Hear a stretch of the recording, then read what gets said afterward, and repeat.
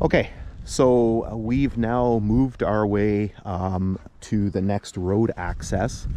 So this is what is called Townline Road, and the reason why it's called Townline Road is it's because it's dividing line between the city of Thunder Bay, which is on the east side of the road, and the Municipality of Oliver-Paipoonge, which is one of the outlying municipalities here on the west side. So right here you can actually see the railway grade cutting across and heading off to the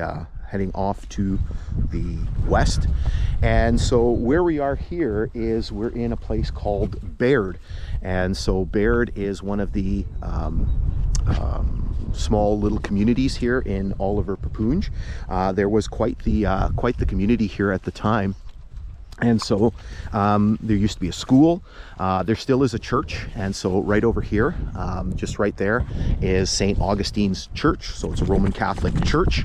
And then there was the railway station, which is just through on the other side of that farmer's field over there. And then there was a store that was located right over here. And so just to tell you a little bit of the story of Baird. So again, the name Baird keeps with the naming pattern of the Grand Trunk Pacific. So the B station, and so Alva to the south or to the east, and then Crest to the west. All right, so we don't know specifically what was here in terms of a station. We're assuming that it's similar to the other stations that were on the line that were constructed circa 1910, 1912. And so we assume that it's a Grand Trunk type E station. Obviously the station was abandoned when this section of line was abandoned in 1925. Now certainly there was something that was significant here because and again, I'm going to flash up some maps and I'll flash up some timetables. In 1923 there was a telegraph operator that was on duty night and day here at Baird. So certainly significant. Again, there was a sizable community that was located here.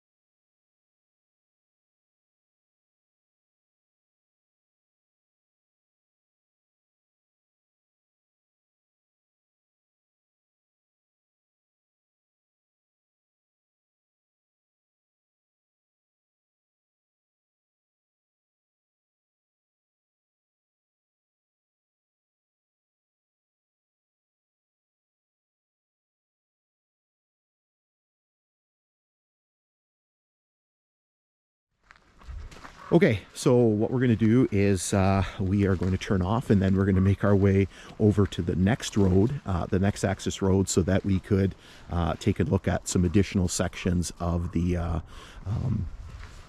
railway line. And so we'll just come back over here to where the rail line would have crossed.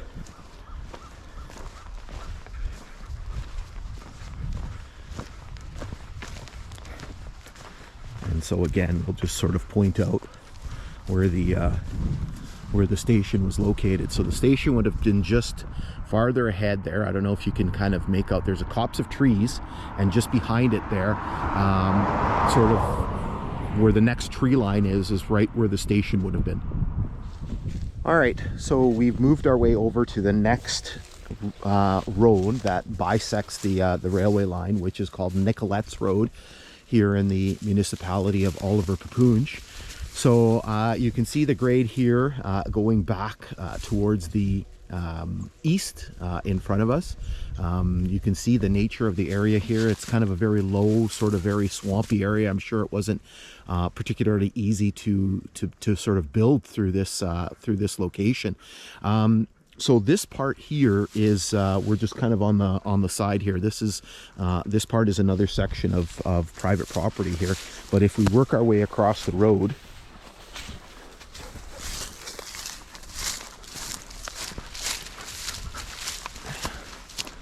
Luna's on her leash here. So if we work our way across Nicholettes Road here, so this section here is one that we can go on.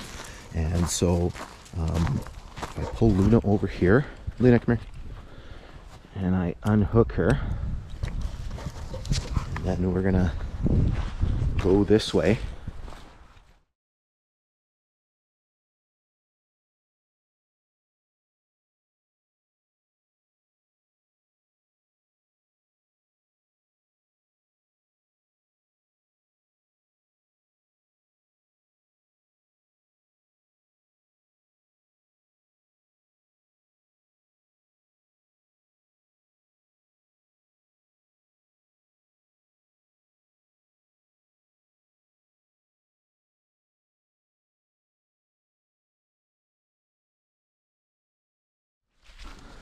All right, so let's try this again. So this is take 2. So we're gonna have to rewalk this whole section again because we had a little bit of a problem with the camera. Again, I don't use this, I got the camera on a head strap, and I'm used to, I have everything calibrated for my bike helmet, but I'm not used to wearing this head strap, and ended up pointing a lot at the sky instead of at the ground. And Luna's drinking out of a puddle. So first things first, you'll notice this section, obviously we're kind of in a bit of a swampy area. Obviously this section has subsided down because you can see how low and how wet it is. And you're going to see that there's a big sort of hump as it comes up. So likely what's happened over time, and this happens with railway grades, is they will settle. People who work on rail lines and things like that will know that there's always constant work that has to be done to work on, you know, swampier sections or low-lying sections, right? Because there's a tendency to sag over time. So you can see up ahead where the grade is. Now remember, we're climbing all the time, right? So I believe at Baird Station we were at 918 or 920 feet above sea level, which is already 300 feet above the level of Lake Superior. And where's Crest? Crest is at 1084. So it's got to climb like 160 feet to the next station. So here you can see here, hopefully this is recording okay. I won't have to walk this again. We're kind of in as we get to here, we're kind of in a farm area. You can see there's a pretty pronounced cut on the south side. There's a ditch. You're going to see this ditch. Now that I know the area, because I walked through it, this ditch is going to continue on this side. You can see the cutting work on the north side. So again, here we kind of come up here and we seem to level off. So again, this whole area seems to have sort of sunken down over time. And again, that's going to happen, right? This was abandoned 100 years ago, so in 1925. Again, that very, very pronounced ditch on the south side of the grade. All kinds of debris in there, but it's very difficult to know. We're not in some sort of, you know, remote area. Lots of farming activity, lots of people kind of coming back and forth through here, and so it's very difficult to know when it dates from. Again, you can see that very pronounced ditch, right? Again, very indicative of the construction of this rail line. There was a lot of work put into the Grand Trunk Pacific NTR system. There was a price to it, however. Went way over budget, and it was inevitably one of the problems that eventually led to the government takeover of these lines and nationalization, because wildly in debt. So you can see the fields to the north here. So it's kind of, seems like it's a very well-worn trail. Lots of all-terrain vehicle traffic. Let's see here, there's like a little road that used to cross over through here. Maybe going from one property to the next. For the most part, it seems like the grade's in pretty decent shape, other than that initial sag that we saw. I was also kind of on the way the first time we were coming through. You can kind of feel the indentations from the ties in some spots as well. The width of the grade, or the width of the right of way in some spots, pretty wide.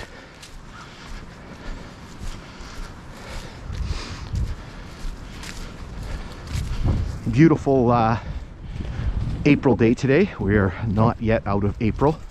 We're only in the third weekend in April,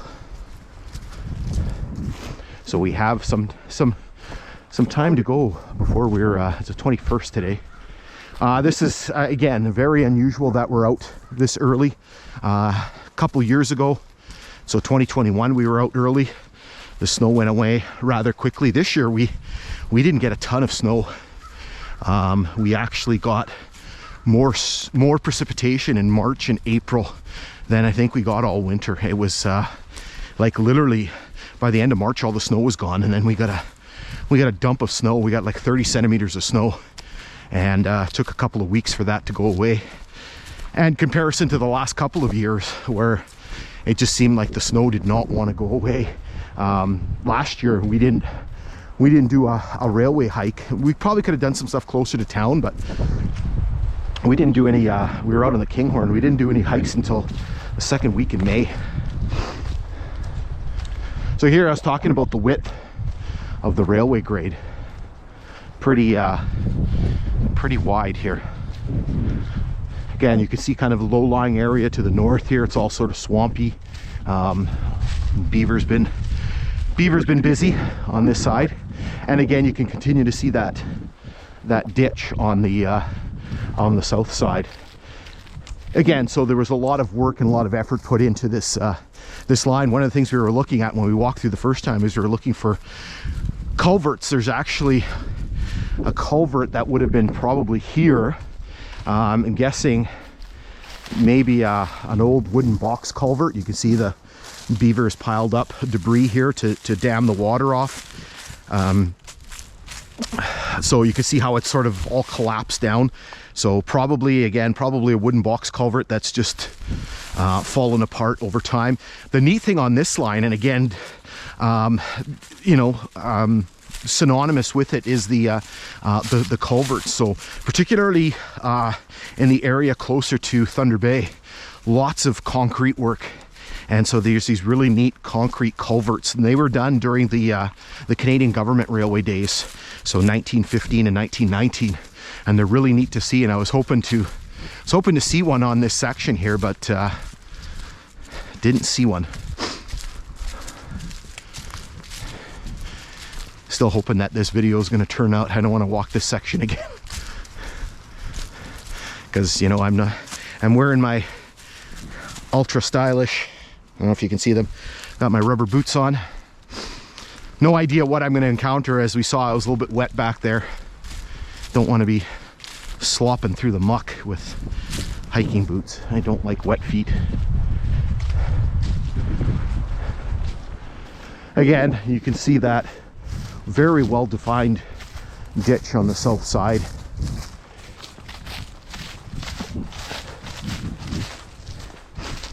So the end of our section is coming up just up here. So again, what's happened over time is people have bought up sections of the right of way, and then some sections have reverted to some of the municipalities, right? So this is likely you know, part of the property belonging to the Municipality of Oliver-Paipoonge.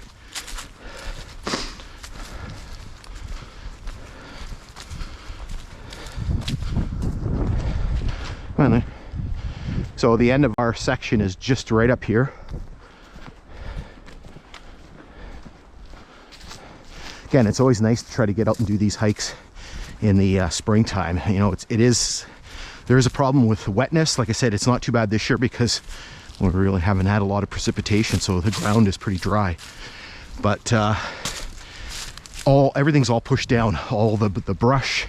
There's no leaves, so you can see a great distance into the underbrush. Nothing, unfortunately, really to see.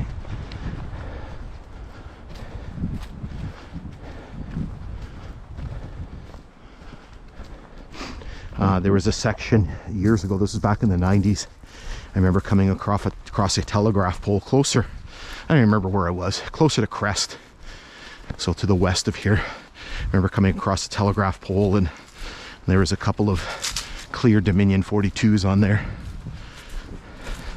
I don't know if you'd be able to find any telegraph poles or there'd be anyone still kicking around. So here is the end of our section here, so where the private property kicks in. So we'll just climb to the other side here so we can get a look at the grade going that way. So it's pretty clear going that way, so likely the property owner probably uses this as a trail as well. You can see all the brushes pushed down, and I can see a ways down into the distance. Okay, so this brings us to the end of this section, and so what we're going to do is we're going to work our way back, and for the second time, and then head over to the next road, to the next access road, and the next section we're going to take a look at.